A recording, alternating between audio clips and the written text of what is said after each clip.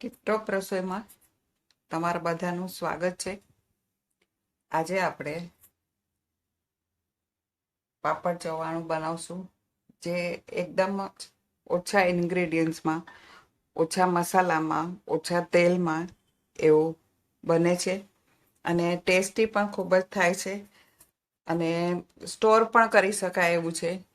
ઘણા દિવસ સુધી તમે સ્ટોર કરો તો પણ કાંઈ પ્રોબ્લેમ નથી. તો એના માટે મેઇન ઇન્ગ્રેડિયન્ટ્સ આ 3 છે. આ પાપડ છે અડદના, મમરા છે અને આ બારીક સેવ છે. બારીક સેવની રેસીપી આની પહેલાંના મેં અપલોડ કરેલી છે, તો એ સેવની રેસીપી તમારે જોવી હોય તો એમાં તમને મળી જશે. તો પહેલાં આપણે આ પાપડને તેલ લગાવી લઈશું.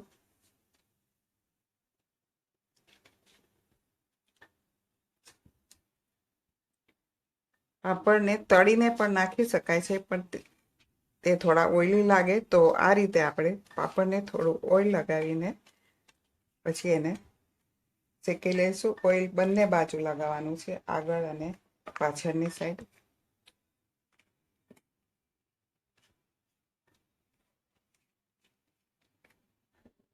સાધારણ ઓઇલ બધી બાજુ લાગી જાય એ રીતે લગાવી દેવાનું છે. તો આ રીતે બધા પાપડને આપણે ઓઇલ લગાવી લઈશું અને ઓઇલ લગાવીને તૈયાર કરી લઈએ. અને હવે આપણે પાપડ શેકશું.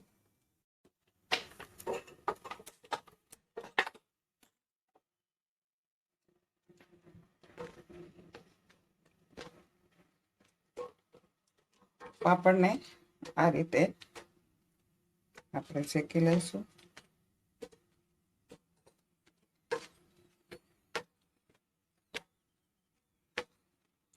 તળેલાનો ટેસ્ટ આવે છે એવો જ ટેસ્ટ આ પાપડનો પણ આવે છે. તો આ રીતે બધી બાજુ વ્યવસ્થિત શેકીને આપણે તૈયાર કરી લઈએ.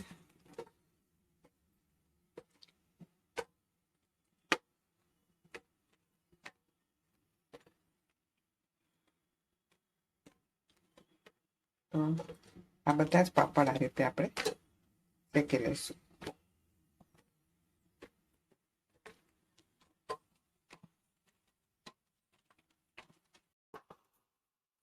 પાપડ આપણા બધા શેકાઈ ગયા છે.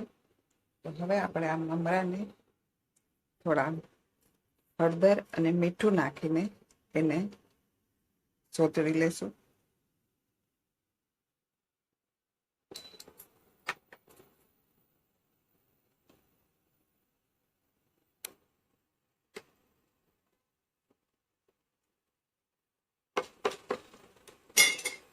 આમાં આપણે મમરાના ભાગનું જ મીઠું લઈશું, કારણ કે સેવમાં અને પાપડમાં બંનેમાં મીઠું હશે, એટલે અહીંયા આપણે મીઠું થોડું જ લઈશું મમરા પૂરતું. હવે બધા મમરા નાખી અને બધું મિક્સ કરી લઈએ.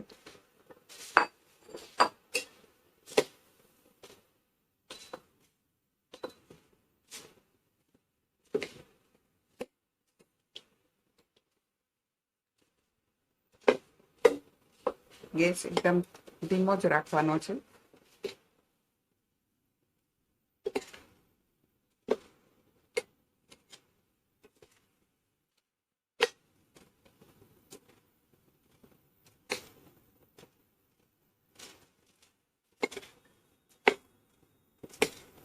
આ બધું મિક્સ થઈ ગયું છે બરોબર.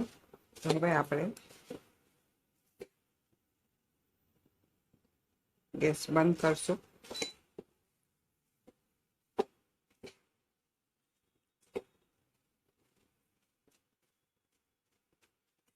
અહીં આ પાપડનો સાધારણ એકદમ બારીક નહીં, પણ થોડા મોટા ટુકડા રહે એ રીતને ભેગો કરી લઈએ.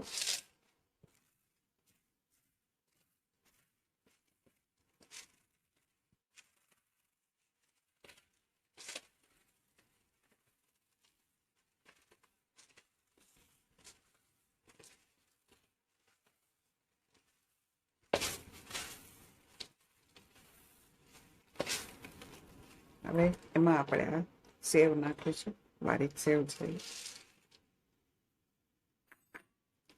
હવે એના ઉપર આપણે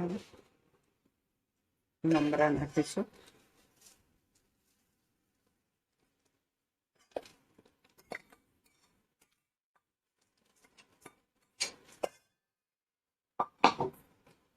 હવે આપણે એક તપેલીમાં થોડું 2 ટેબલસ્પૂન જેટલું તેલ લેશું.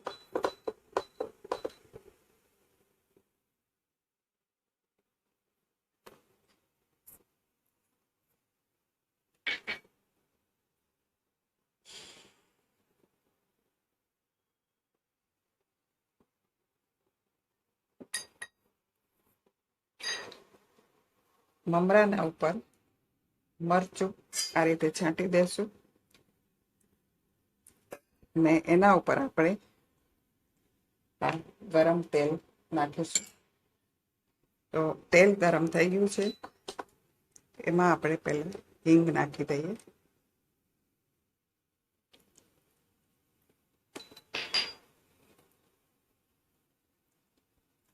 તેલ થોડું ઠંડુ થાય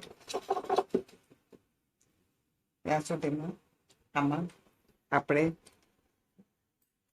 દળેલી ખાંડ નાખવાની છે.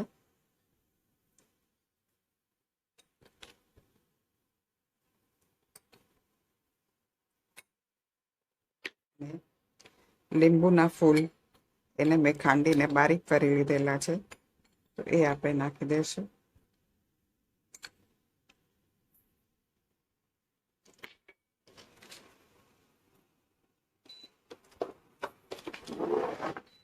તેલ થોડું ઠંડુ થઈ ગયું છે, તો એ આપણે આ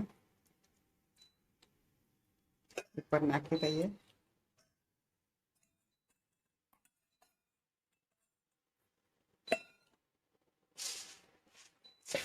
હવે બધું બરાબર મિક્સ કરી લઈએ.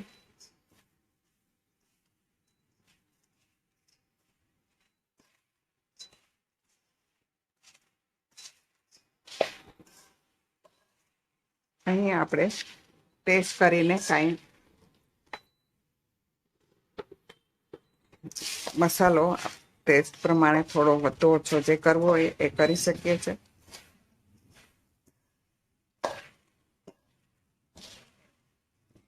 તીખાસ, ગળાશ, ખટાશ જે પણ આપણને પસંદ હોય એ પ્રમાણે થોડું જે પણ નાખવું હોય એ નાખી શકીએ છીએ.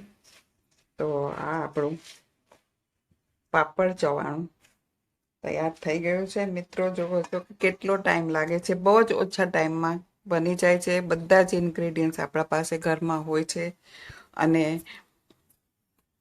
એકદમ બનાવવું સહેલી છે. 10 મિનિટનું જ કામ છે. તો તમે લોકો પણ બધા જરૂરથી બનાવજો. આ રેસીપી એકદમ સહેલી છે, તો તમારા મિત્રો સાથે પણ શેર કરજો. અને હજી સુધી ચેનલને સબસ્ક્રાઈબ ન કરી હોય તો જરૂરથી સબસ્ક્રાઈબ કરજો. તો આ આપણું ચવાણું, પાપડ ચવાણું તૈયાર છે. ફરી મળીશું નવી રેસીપી સાથે. ત્યાં સુધી take care and stay home. ફરી મળીશું. Okay, by.